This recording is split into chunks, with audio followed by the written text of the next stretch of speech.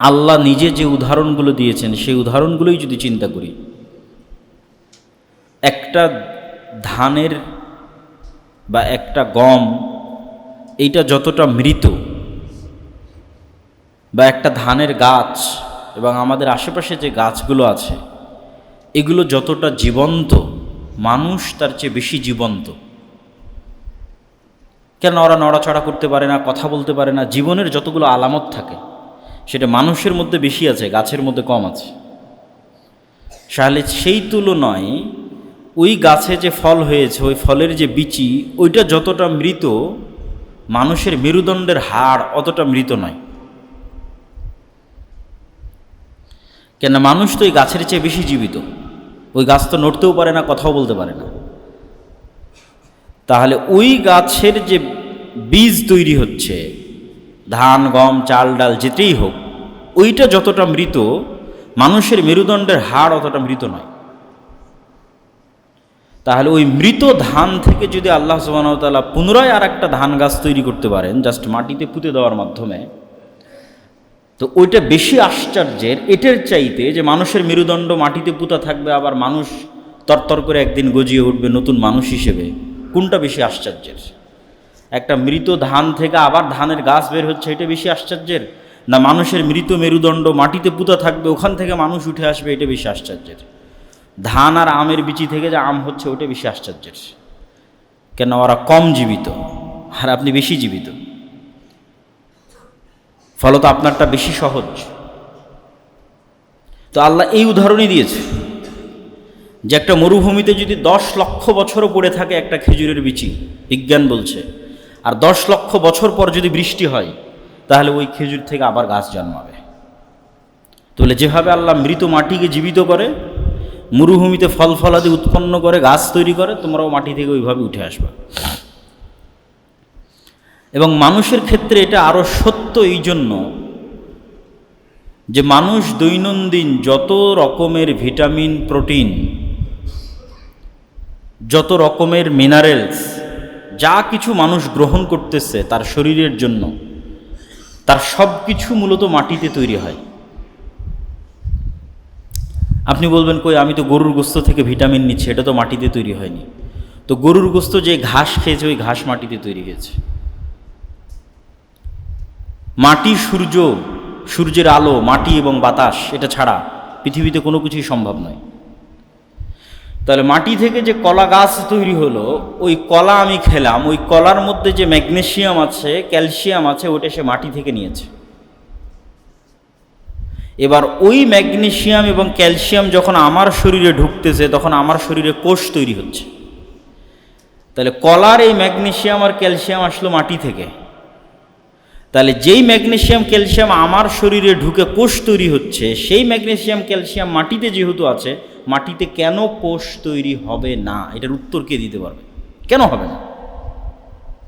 মাটি থেকে বের হওয়া ম্যাগনেসিয়াম ক্যালসিয়াম আপনার শরীরে ঢুকে যদি কোষ তৈরি করতে পারে, নতুন সেল তৈরি করতে পারে, তাহলে কালকে মাটির মধ্যেই কেন কোষ তৈরি হবে না? কেন? ওই কলা তো ভিটামিন মাটি থেকেই নিয়েছে। তাহলে মানুষের পুনরুত্থান অনেক সহজ। তো আমি যে বিষয়ে আলোচনা শুরু করছি, যে আল্লাহ সুবহানাহু ওয়া তাআলা যখন কিয়ামত সংঘটিত করবেন এবং কিয়ামতের পরে মানুষের পুনরুত্থান হবে, তো এই কিয়ামতের পূর্ব মুহূর্তের কিছু ফিতনা আছে। এই ফিতনাগুলোর মধ্যে সবচেয়ে ভয়াবহ ফিতনা হচ্ছে দাজ্জালের ফিতনা। আমি যদিও ধারাবাহিক বলবো সারমর্ম, কিন্তু তারপরও ভূমিকাতেই কিছু কথা বলে নিচ্ছি যে সবচেয়ে ভয়াবহ ফিতনা দাজ্জালের ফিতনা, যেটির বিষয়ে রাসূল সাল্লাল্লাহু আলাইহি ওয়াসাল্লাম বলেছেন যে আদম আলাইহিস সালাতু ওয়াস সালাম থেকে নিয়ে কিয়ামত পর্যন্ত যত ফিতনা পৃথিবীতে সংঘটিত হয়েছে, সেটা কওমে নূহের ফিতনা হোক, কওমে লূতের ফিতনা হোক, সেটা ফেরাউনের ফিতনা হোক, সেটা নমরুদের ফিতনা হোক, সেটা আদ সামুদ জাতির ফিতনা হোক, যত ফিতনা পৃথিবীতে এসেছে, সবচেয়ে ভয়াবহ ফিতনা দাজ্জালের ফিতনা, যেটা উম্মতে মুহাম্মাদি মুখোমুখি হবে যেই ফিতনার। কেন ফেরাউনের ফিতনার চাইতেও দাজ্জালের ফিতনা ভয়াবহ? কেন নমরুদের ফিতনার চেয়েও দাজ্জালের ফিতনা ভয়াবহ? ফেরাউনের ফিতনা মোকাবেলা করেছে বানু ইসরাইল, দাজ্জালের ফিতনা মোকাবেলা করবে বানু ইসমাইল, উম্মতে মুহাম্মাদি। তাহলে কেন তাদের চাইতে দাজ্জালের ফিতনা ভয়াবহ এটাও একটু বুঝতে হবে। কেন এই শুরুতে যে দুটো পয়েন্টে আলোচনা করেছি তার সাথে আলোচনার সম্পৃক্ততা আছে। আল্লাহ সুবহানাহু তাআলা এই পুরো কোরআনে, আমি বলেছি যে কোরআনের সারমর্মর একটা হচ্ছে আল্লাহর তাওহীদ। ঘুরিয়ে ফিরিয়ে আল্লাহ মানুষকে বুঝাতে থেকেছেন যে কেন আল্লাহর ইবাদত করতে হবে। অসংখ্য যুক্তি তর্ক আল্লাহ তুলে ধরেছেন পবিত্র কোরআন মাজিদে। যেমন সংক্ষিপ্ত দু একটা যুক্তি তর্ক বলি।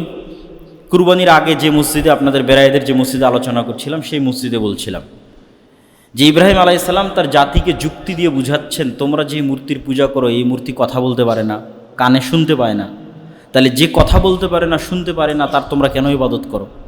তো এইরকম অসংখ্য যুক্তি কোরআনে আল্লাহ তুলে ধরেছে। যে আকাশ থেকে বৃষ্টি বর্ষণ করতে পারে না, যে নদী নালা খাল বিল পাহাড় তৈরি করতে পারে না, তার তোমরা কেন ইবাদত করো? সেটাই মারিয়াম আলাইহিস সালাতু ওয়াস সালামের সন্তান ঈসা আলাইহিস সালাম হোক, সেটা শাহজালাল শাহপরান হোক, মা কালী মা দুর্গা, যত বাতিল ইলাহের ইবাদত মানুষ করতেছে, তারা কেউই রব হওয়ার প্রমাণ দিতে পারবে না। আর যে রব হওয়ার প্রমাণ দিতে পারে না সে ইবাদতের যোগ্য নয়। এই জন্য আল্লাহ সূরা ইখলাস কুল হুয়াল্লাহু আহাদ যে সূরা, এই সূরার মধ্যে রব হওয়ার চ্যালেঞ্জ দিয়েছেন যে তুমি যদি ইবাদতের যোগ্য হতে চাও, রব হওয়ার চ্যালেঞ্জ গ্রহণ করো। লাম ইয়ালিদ ওয়া লাম ইউলাদ, তুমি কি জন্ম হয়েছো কারো পেটে? তাহলে তো তোমার মৃত্যু আছে। তুমি তো অনাদি অনন্ত নও, তাহলে তুমি কেমনে ইবাদতের যোগ্য? মানে জন্ম হলেই তো একটা নির্ধারিত সময় আগমন হয়েছে। যার নির্ধারিত সময় আগমন হয়েছে সে কেমনে রব হতে পারে? কেন রব মানে তো আসমান জমিন সব কিছু সৃষ্টি করতে হবে। ওয়ালাম ইয়াকুল্লাহু কুফুয়ান আহাদ, তোমার মতো কেউ আছে কিনা? এবং আয়াতুল কুরসিতেও একই চ্যালেঞ্জ দেওয়া আছে। আল্লাহু লা ইলাহা ইল্লা হুয়াল হাইয়ুল কাইয়্যুম, চিরঞ্জীব, মারা গেছে কিনা দেখো, মরলে ইবাদতের যোগ্য কেমনে হয়? যে চিরস্থায়ী চিরঞ্জীব সে ইবাদতের যোগ্য। লা তাখুযুহু সিনাতুন ওয়ালা নাওম, বিনা ঘুমে থাকতে পারি কিনা, বিনা রেস্টে থাকতে পারি কিনা দেখো। কে আছে, কোন মানুষ আছে বিনা ঘুমে টিকে আছে, বিনা খাওয়ায় টিকে আছে? নাই। তাহলে নাই মানে এটা তার দুর্বলতা। এই দুর্বলতা যার মধ্যে আছে সে কিভাবে রব হতে পারে? এরকম অসংখ্য যুক্তি আল্লাহ তুলে ধরেছে। যুক্তিগুলোর সারমর্ম হচ্ছে যে রব হওয়ার প্রমাণ দিতে পারবে না সে ইবাদতের যোগ্য নয়। তো এই যুক্তিতে ফেরাউন বাতিল প্রমাণ হয়ে গেছে, এই যুক্তিতে নমরুদ বাতিল প্রমাণ হয়ে গেছে, আরও অসংখ্য যত বাতিল ইলাহ ছিল সবই বাতিল, আজকেও বাতিল প্রমাণ হবে। কিন্তু ভয়ঙ্কর বিষয় হচ্ছে এত সত্য যুক্তি থাকার পরেও কত পার্সেন্ট মানুষ আল্লাহর ওপর ঈমান আনয়ন করেছে? এত শক্তিশালী মজবুত যুক্তি থাকার পরেও আজকের কত পার্সেন্ট মানুষ শিরক মুক্ত আছে? এবার চিন্তা করেন সেই দিন কি হবে যেই দিন দাজ্জাল শুধু উলুহিয়াতের দাবি করবে না, রব হওয়ার প্রমাণও দিবে। যেই দিন দাজ্জাল বলবে আকাশ বৃষ্টি বর্ষণ করো, তো আকাশ বৃষ্টি বর্ষণ করবে। জমিনকে বলবে ফসল উৎপাদন করো, তো ফসল উৎপাদন করবে। বলবে বৃষ্টি বর্ষণ করিও না, বৃষ্টি বর্ষণ হবে না। ফসল উৎপাদন করিও না, ফসল হবে না। এমনকি মানুষকে হত্যা করে ইনস্ট্যান্ট মৃত মানুষকে জীবিতও করতে পারবে দাজ্জাল। তার কাছে জান্নাত থাকবে, জাহান্নাম থাকবে। তাহলে রব হওয়ার যে আলামতগুলো থাকে তার কিছু কিছু আলামত দাজ্জাল পূরণ করতে পারবে ইনস্ট্যান্ট। তাহলে চিন্তা করেন মানুষ আজকের যুগে এমন কেউ নাই যে রব হওয়ার প্রমাণ দিতে পারবে, তারপরও মানুষ ওই বাতিল ইলাহগুলোর ইবাদত করতেছে। কোরআনের এত শক্ত দলিল থাকার পরেও, এত শক্ত যুক্তি থাকার পরেও ওই সমস্ত বাতিল ইলাহের মানুষ ইবাদত করতেছে যাদের রব হওয়ার প্রমাণ তারা দিতে পারবে না। তাহলে এই মানুষগুলোর কি হবে সেই দিন যেই দিন দাজ্জাল নিজের রব হওয়ার প্রমাণ দিয়ে দিবে? সেই দিন তো যারা আজকে তাওহীদপন্থী আছে এরাও পথভ্রষ্ট হয়ে যাবে। আপনাকে একটা ছোট্ট এক্সাম্পল দিই, উদাহরণ দিই। এই যে তেলের সংকট, গাড়িতে তেল পাওয়া যাচ্ছিল না কিছুদিন পূর্বেই, তেল নাই, বিদ্যুৎ নাই, কিছু নাই। ধরেন পরিপূর্ণরূপে তেল ফুল স্টপ, বিদ্যুৎ ফুল স্টপ। এখন আপনাকে আমি বললাম বিদ্যুৎ দিব, তেল দিব, আমার আদেশে তেল আর বিদ্যুৎ যাবে, তুমি যদি এটা করো, কয়টা মানুষ তার উলুহিয়াতের জায়গা ধরে রাখতে পারবে আল্লাহ সুবহানাহু ওয়া তাআলার প্রতি? তো এর চাইতেও ভয়ঙ্কর বিষয়ের কথা বলা হচ্ছে। আকাশ বৃষ্টি বর্ষণ বন্ধ করে দিবে, জমিন ফসল উৎপাদন বন্ধ করে দিবে, যেগুলোর বিবরণ আমরা শুনব। তাহলে দাজ্জালের ফিতনা কেন ভয়াবহ? মানুষের ঈমান নিয়ে টানাটানি লেগে যাবে। কেন এত শক্ত মজবুত দলিল থাকার পরেও মানুষ বাতিল ইলাহের ইবাদত ছাড়তে পারে না। তাহলে যেদিন দাজ্জাল আসবে সেই দিন কীভাবে সে তার ঈমান নিয়ে টিকবে? তাহলে পুরো ইসলামের দুইটা সারমর্মের উপর বিশ্বাস খুব মজবুত হতে হবে। এটা বক্তব্যের শেষে আর একবার বলবো। একটা হচ্ছে আল্লাহর তাওহীদের উপর বিশ্বাস, আর একটা হচ্ছে পরকালের উপর, পুনরুত্থানের উপর বিশ্বাস। এবার কিয়ামতের পূর্ব মুহূর্তে যে ফিতনাগুলো সংঘটিত হবে তার ধারাবাহিক বিবরণ কি? রাসূলুল্লাহ সাল্লাল্লাহু আলাইহি ওয়াসাল্লাম একটা হাদিসে বলছেন, উদুদ সিত্তাম বাইনি ওয়া বাইনা ইয়াদাই সাআহ, তোমরা 6টা জিনিস গণনা করে রাখো আমার মৃত্যু এবং কিয়ামতের মধ্যে। আমার এবং কিয়ামতের মধ্যে 6টা জিনিস গণনা করে রাখো। 1 নম্বর মাউতি, আমার নিজের মৃত্যু। রাসূল সাল্লাল্লাহু আলাইহি ওয়াসাল্লামের আগমন এবং তার মৃত্যু কিয়ামতের সবচেয়ে বড় আলামত। কেন? আগে যত নবী এসেছে প্রত্যেক নবীর পরে মানুষ তার পরবর্তী নবীর অপেক্ষা করেছে। মানুষের কাজ কি ছিল? একজন নবী চলে গেল, পরের নবীর অপেক্ষা করো, এটা মানুষের দায়িত্ব ছিল। এরপরে কে নবী আসতেছে দেখো। কিন্তু মুহাম্মদ সাল্লাল্লাহু আলাইহি ওয়াসাল্লাম আসার মাধ্যমে এবং তার মৃত্যুর মাধ্যমে পরবর্তী কোনো নবীর অপেক্ষা নয়। মানে বাক্যটা এরকম, ঈসা আলাইহিস সালাতু ওয়াস সালামের পরে কে? মুহাম্মদ সাল্লাল্লাহু আলাইহি ওয়াসাল্লাম। দাউদ আলাইহিস সালাতু ওয়াস সালামের পরে কে? সুলাইমান। তাহলে মুহাম্মদ সাল্লাল্লাহু আলাইহি ওয়াসাল্লামের পরে কে? শূন্যস্থান পূরণ হচ্ছে কিয়ামত। এটাই বাক্য, মুহাম্মদ সাল্লাল্লাহু আলাইহি ওয়াসাল্লামের পরেই কিয়ামত, আর কোনো নবী নাই তো। তাহলে মুহাম্মদ সাল্লাল্লাহু আলাইহি ওয়াসাল্লামের আগমন কিয়ামতের সবচেয়ে বড় আলামত এবং তার মৃত্যু কিয়ামতের সবচেয়ে বড় আলামত। 2 নম্বর তিনি বললেন মসজিদে আকসার বিজয়, তথা মসজিদে আকসা মুসলমানেরা বিজয় করবে, যেটা ওমর রাদিয়াল্লাহু তাআলা আনহুর যুগে বিজয় হয়েছে একবার, সুলতান সালাহুদ্দিন আইয়ুবীর যুগে বিজয় হয়েছে একবার, সামনে হয়তো আরও হতে পারে। তারপর রাসূল সাল্লাল্লাহু আলাইহি ওয়াসাল্লাম বললেন ভয়াবহ মহামারী, ছাগল বা মুরগি এদেরকে যখন মহামারী মড়ক লাগে, এরা যেমন সব মরে সাফ হয়ে যায়, মানুষ এরকম মরে সাফ হয়ে যাবে। তো যখনই কোনো ভয়াবহ মহামারী আসে তখনই সাহাবীদের যুগে সিরিয়াতে একটা ভয়াবহ মহামারী হয়েছিল, তারা মনে করতেন এটাই সেই মহামারী। তো এটা নির্ধারিত করা সম্ভব নয়, কিন্তু পৃথিবীতে ভয়াবহ মহামারী দেখা দিবে, সামনেও ভয়াবহ মহামারী আসতে পারে। 600 কোটি মানুষ মরে 10 কোটি থাকতে পারে, 50 কোটি থাকতে পারে, অস্বাভাবিক কিছু নয়। কেন হাদিসের বাক্যের মৃত্যুর যে ভয়াবহতা, যে পশু প্রাণীতে যখন মড়ক লাগে তখন যেমন সম্পূর্ণরূপে সাফ হয়ে যায়, ওই রকম মানুষ সাফ হয়ে যাবে। তারপর রাসূল সাল্লাল্লাহু আলাইহি ওয়াসাল্লাম বললেন ধন সম্পদের আধিক্য, যে মানুষকে 100 টাকা দিলে সে এটাকে কম মনে করবে, 100 দিনার দিলে সে এটাকে কম মনে করবে। তো আগের যুগের আলেম ওলামা বহু যুগকে নির্ধারণ করেছেন যে এই যুগ সেই যুগ। যেমন ওমর ইবনে আব্দুল আজিজের যুগে এত বেশি পরিমাণে আল্লাহ বরকত এবং রহমত দিয়েছিলেন, ধন সম্পদের এত আধিক্য তৈরি হয়েছিল যে জাকাত নেওয়ার মতো মানুষ খুঁজে পাওয়া যেত না। তো এরকম অসংখ্য যুগকে তারা বলেছেন এই যুগ সেই যুগ। আল্লাহ সুবহানাহু ওয়া তাআলা ভালো জানে কোন যুগ সেই যুগ। সুম্মা ফিতনাতুন লা ইয়াবকা বাইতুম মিনাল আরাব ইল্লা দাখালাতহু, তারপরে এমন এক ফিতনার আবির্ভাব হবে যেই ফিতনা আরবের প্রত্যেক ঘরে প্রবেশ করবে, আরবের প্রত্যেক ঘরে, পৃথিবীর প্রত্যেক ঘরে নয়। কেউ ব্যাখ্যা করেছেন এই ফিতনা হচ্ছে আধুনিক যুগের মোবাইল, স্যাটেলাইট, টিভি ইত্যাদি। কিন্তু আমার মনে হয় কোরআন এবং হাদিসে যত জায়গায় ফিতনা শব্দ ব্যবহার হয়েছে সব জায়গায় মারামারি, গণ্ডগোল, হত্যা, বিগ্রহ ইত্যাদি বিষয় ব্যবহৃত হয়েছে। ফলত ফিতনা অর্থ যেহেতু সারা পৃথিবীর সব ঘর বলা হয়নি, আরবের প্রত্যেক ঘর, সেহেতু ফিতনা অর্থ গণ্ডগোল, গৃহযুদ্ধ, মারামারি। এখন যেমন আরব বিশ্ব উত্তপ্ত, এর চাইতে আরও 1000 গুণ, লক্ষ কোটি গুণ উত্তপ্ত হয়ে যাবে, যে প্রত্যেকটা ঘর যুদ্ধে অংশগ্রহণ করবে, যুদ্ধে জড়িয়ে পড়বে। এবং আর এক হাদিস থেকে রাসূল সাল্লাল্লাহু আলাইহি ওয়াসাল্লামের এই আমি যে ব্যাখ্যা করছি এর সত্যতা পাওয়া যায়। রাসূল সাল্লাল্লাহু আলাইহি ওয়াসাল্লাম বললেন অচিরেই ফরাত নদীর তলদেশ থেকে স্বর্ণের পাহাড় বের হবে এবং এই স্বর্ণের পাহাড় নিয়ে সারা আরব বিশ্ব যুদ্ধে জড়িয়ে পড়বে, মানে আরবের প্রত্যেকটা ঘর এটা নিয়ে যুদ্ধে জড়িয়ে পড়বে। তো এই স্বর্ণের ব্যাখ্যায় অনেকেই করেছেন যে বাস্তবে সত্যিকার অর্থে স্বর্ণ বের হবে।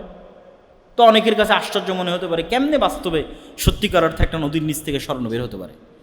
তো আজ থেকে 200-300 বছর আগে যারা সৌদি, কুয়েত, কাতার, বাহরাইন, দুবাইয়ে বসবাস করত, আরব আমিরাতের যারা বসবাস করতো, এরা ছিল জেলে, মাঝি, গরিব, মিসকিন। ওই মানুষগুলোকে জীবিত করে বলেন যে আজকে দুবাইয়ের মাটির নিচে কোটি কোটি ব্যারেল তেল আছে, আর সেই তেল বিক্রি করে আমরা এই বুরুজ আল খলিফা তৈরি করেছি। ওরা বিশ্বাসই করতে পারবে না। তাহলে এই মাটির নিচে যে তেল ছিল, এটা আজ থেকে 500 বছর মানুষের আগের কাছে যেমন অবিশ্বাস্য, অথচ সত্য যে আছে, এখন দেখতে পাচ্ছি আমরা তেল। তাহলে ওইটা যেমন তাদেরকে যদি আমি বলি এর নিচে তেল আছে, ওরা যে কই তেল, তারা তো বিশ্বাস করতে পারবে না। অথচ এখন আপনি তেল ব্যবহার করতেছেন ওই মাটির নিচ থেকে। তাই এইরকমই আপনাকে ঈমান রাখতে হবে যে হ্যাঁ, এর নিচে স্বর্ণ থাকতে পারে। অথবা কেউ কেউ বলেছেন যে আজকের যুগের তেল তো বাস্তব স্বর্ণের চেয়েও দামি, তো হয়তো রাসূল সাল্লাল্লাহু আলাইহি ওয়াসাল্লাম এটার কথাই বলেছে। আল্লাহ সুবহানাহু ওয়া তাআলা ভালো জানে। কিন্তু এই দুইটা বর্ণনায় যেটা বোঝা যাচ্ছে যে আরব বিশ্বের প্রতিটা ঘর একটা ভয়ঙ্কর যুদ্ধে জড়িয়ে পড়বে, গৃহযুদ্ধের মতো, এবং সেটা অবশ্যই দামি কোনো সম্পদকে নিয়ে হবে, তেল নিয়ে হোক অথবা বাস্তব স্বর্ণকে নিয়ে হোক। তারপর রাসূল সাল্লাল্লাহু আলাইহি ওয়াসাল্লাম বললেন, সুম্মা হুদনাতুন বাইনাকুম ওয়া বাইনা বানিল আসফার, হলদেটে সাদা চামড়া, যে সাদা চামড়ার রং হলুদ, সেই হলদেটে সাদা চামড়া তথা ইউরোপ, রোম, আর এক হাদিসে আছে রোমান খ্রিস্টানদের সাথে তোমাদের একটা চুক্তি হবে। হুদনা মানে চুক্তি।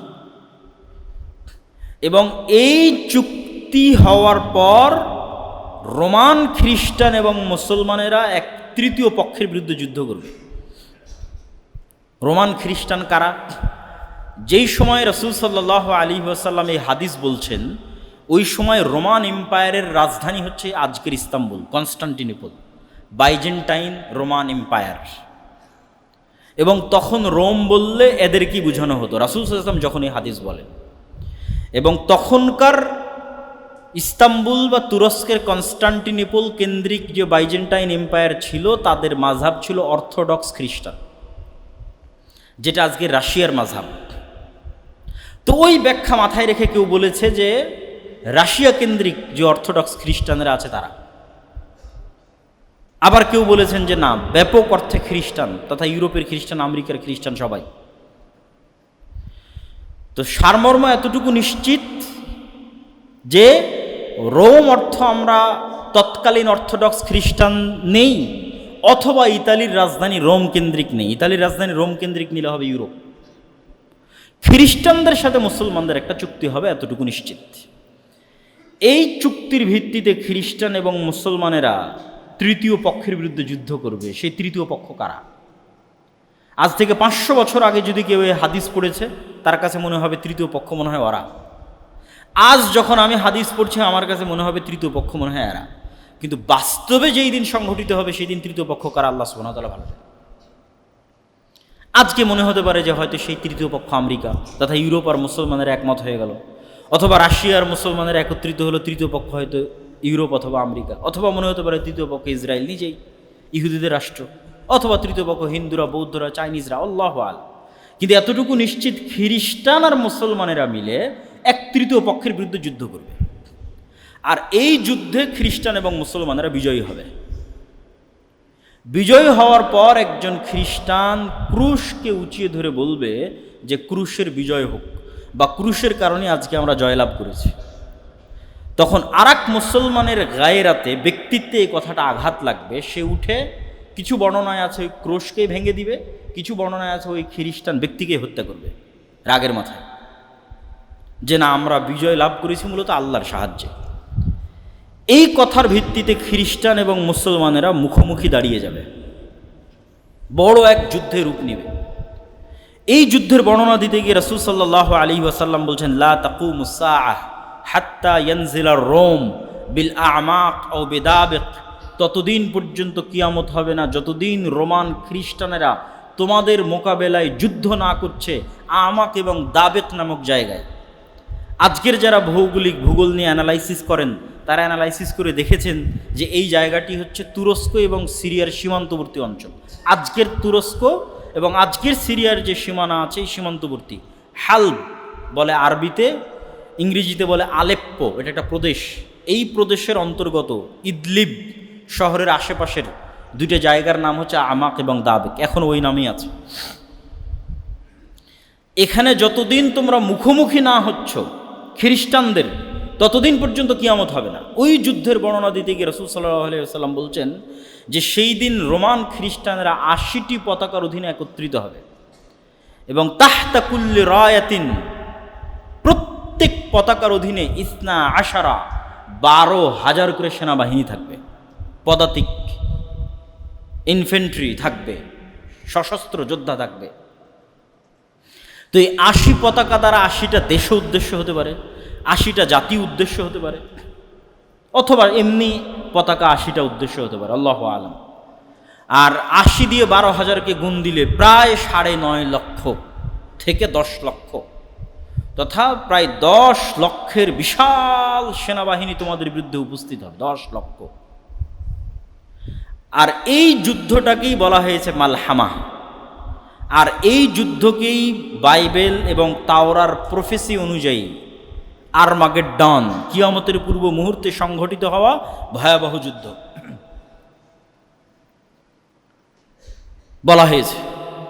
এবং এই ভয়াবহ যুদ্ধের বিবরণ দিতে গিয়ে রাসূল সাল্লাল্লাহু আলাইহি ওয়াসাল্লাম বলেন, হাদিসের কিছু বর্ণনা অনুযায়ী যুদ্ধ চলবে 4 দিন, কিছু বর্ণনা অনুযায়ী 6 দিন। আর এই যুদ্ধে এত মানুষ মারা যাবে যে রাসূলুল্লাহ সাল্লাল্লাহু আলাইহি ওয়াসাল্লাম বলছেন, কোনো এক বংশে যদি 100 জন মানুষ থাকে 99 জন মারা যাবে। এই জন্য যে একজন বেঁচে থাকবে ওই একজন খুশি হবে না, কেননা উত্তরাধিকার নাই, উত্তরসূরি নাই। কিসের খুশি হবে? সম্পদে আনন্দ পাবে না, গনিমতের মাল বন্টনে আনন্দিত হবে না।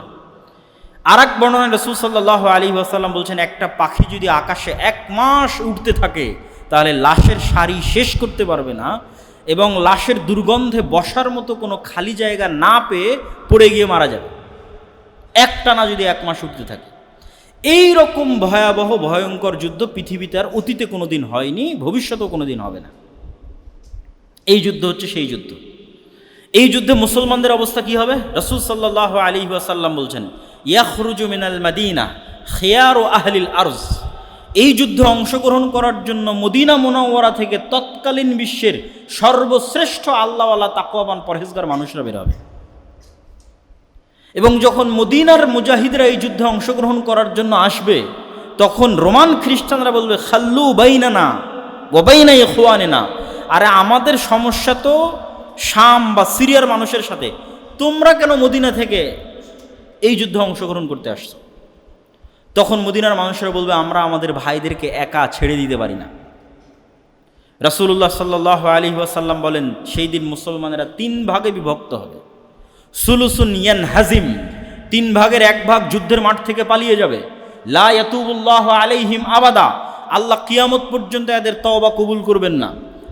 ইসলামে কবিরা গুনাহের যত লিস্ট আছে, ধরেন 1 নম্বরে শিরক, পিতামাতার অবাধ্যতা, সুদ খাওয়া, অন্যায়ভাবে মানুষকে হত্যা করা, জেনা করা, এই যে বড় গুনাহের যে তালিকা, তার 10টার মধ্যে সর্বশীর্ষ বড় গুনাহের 10টার একটা যুদ্ধের মাঠ থেকে পালিয়ে যাওয়া।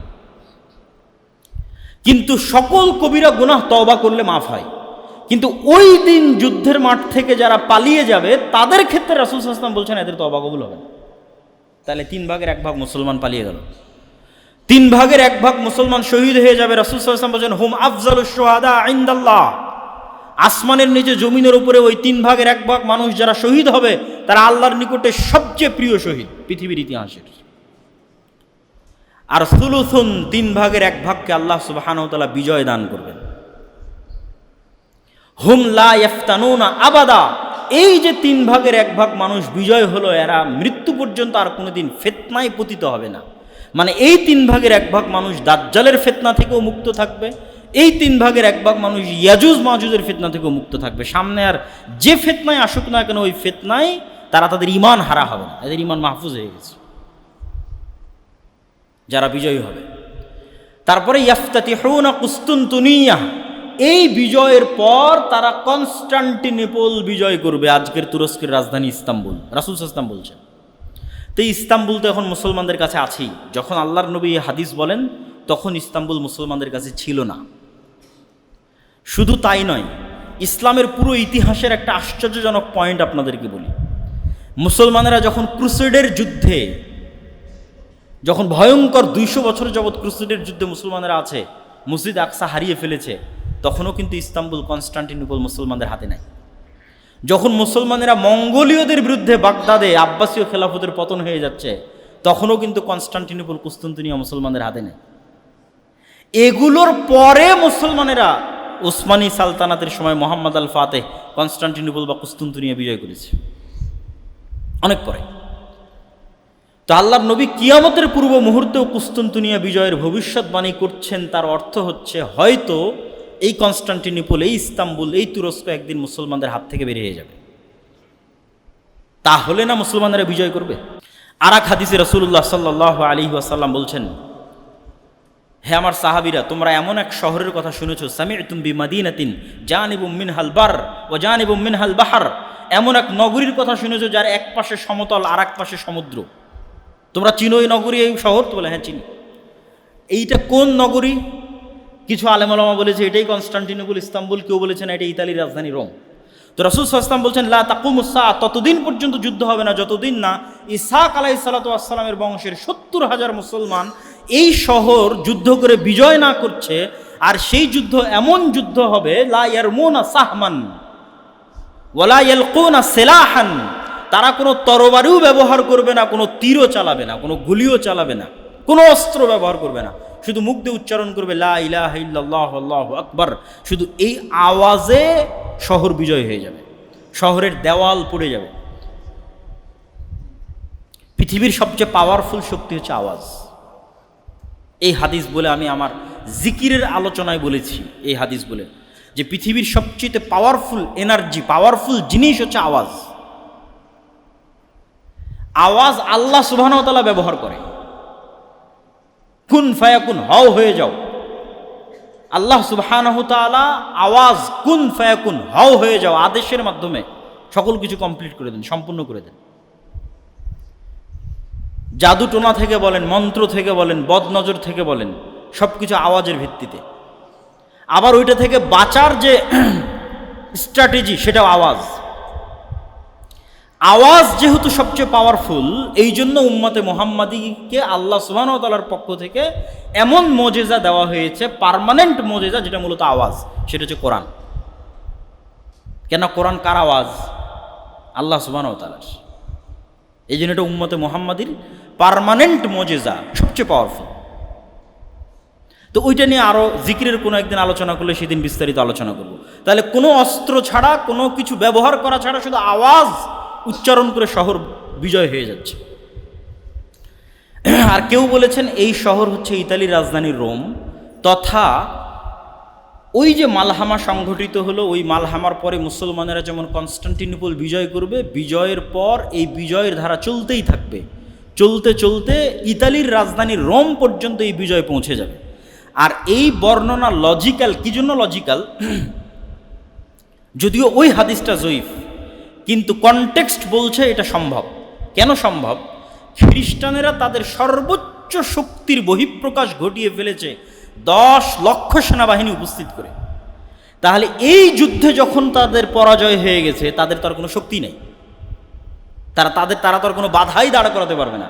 কেননা সর্বোচ্চ শক্তির বহিঃপ্রকাশ ঘটিয়েছে 10 লক্ষ সেনাবাহিনী সন্নিবেশিত করে। তাহলে এখন আর সারা বিশ্বে মুসলমানদের বাধা প্রদানকারী আর কোনো শক্তি বাকি নেই। ফলত মুসলমানরা শুধু কনস্টান্টিনোপল বিজয় করবে না, পুরো ইউরোপ বিজয় করবে, মসজিদে আকসা বিজয় করবে, পুরো ভারত বিজয় করবে।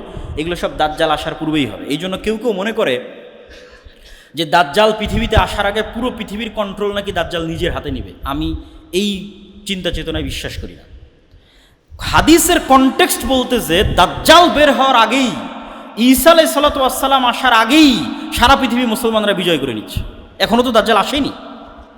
10 লক্ষ সেনাবাহিনী পরাজিত হয়ে গেছে, কনস্টান্টিনোপল বিজয় হচ্ছে, ইতালির রাজধানী রোম বিজয় হচ্ছে। কোনো নবী নাই, নতুন কোনো নবী নাই, নতুন কোনো কোরআন নাই, নতুন কোনো হাদিস নাই, আমার আপনার মতো মুসলমানেরা বিজয় করতেছে। আল্লাহু আকবার। এই যে এই বিজয়, নতুন কোনো নবী আছে, নতুন কোনো কোরআন আছে, নতুন কোনো হাদিস আছে? এই কোরআন পড়ে আর এই হাদিস পড়ে আমার এবং আপনার মতো মুসলমানেরা বিজয় করতেছে। তখনও দাজ্জালও আসেনি, ঈসা আলাইহিস সালামও আসেনি। তো মুসলমানদের এই অপ্রতিরোধ্য বিজয় ধারা যখন সারা পৃথিবীতে ছড়িয়ে পড়বে এবং দাজ্জালের যে প্রজেক্টগুলো আছে এগুলো বাস্তবায়ন করার মতো কোনো শক্তি যখন পৃথিবীতে বাকি থাকবে না, তখন মাসীহ হিসেবে দাজ্জালের আগমন হবে। দাজ্জালের নামও মাসীহ, ঈসা আলাইহিস সালাতু ওয়াস সালামের নামও মাসীহ। মাসীহ শব্দের অর্থ বিপদ থেকে উদ্ধারকারী। দুইজনই মাসীহ, একজন সত্য মাসীহ, একজন মিথ্যা মাসীহ। একজন ধোকাওয়ালা মাসীহ আর একজন সত্যিকারের অর্থে মাসীহ। তাহলে দাজ্জাল বিপদ থেকে উদ্ধার করবে কাদেরকে? ও তো মাসীহ, ওকে তো কাউকে না কাউকে বিপদ থেকে উদ্ধার করতে হবে।